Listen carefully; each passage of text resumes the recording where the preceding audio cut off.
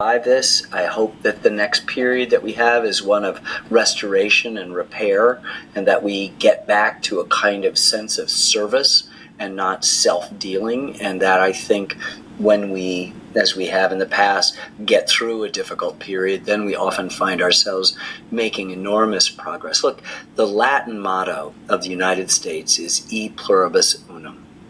It's out of many one. It acknowledges an essential variety among the people who are participating in that, and that requires a certain patience, a certain willingness to listen, a certain sense of not being too sure you're right. There was a great judge named Learned Hand. I can't imagine, Dasha, a better name for a judge than Learned Hand.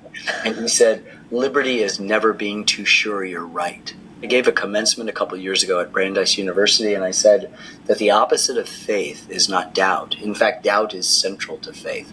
The opposite of faith is certainty.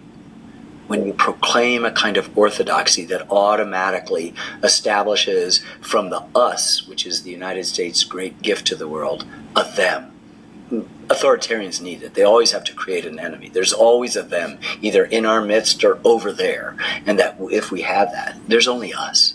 There's only the U.S. This is what I've learned. I've studied the U.S. in all my films, and with the exception of one, and I understand that I've made films about the U.S., but I made films about us. That is to say, the lowercase two-letter plural pronoun, all of that intimacy and all of the majesty of the larger, and complexity and even contradiction and controversy of the larger story of the United States. And that's the thing people just have to have a robust and active interest in, as I keep saying, calling balls and strikes, understanding the full extent of how people lived and what their interrelationship with each other is. And then you have a better and more serviceable model to go forward and deal with the present circumstances and design that future that I hope our great-great-great-grandchildren will be, looking back at 500 years and going, whoa, we made it.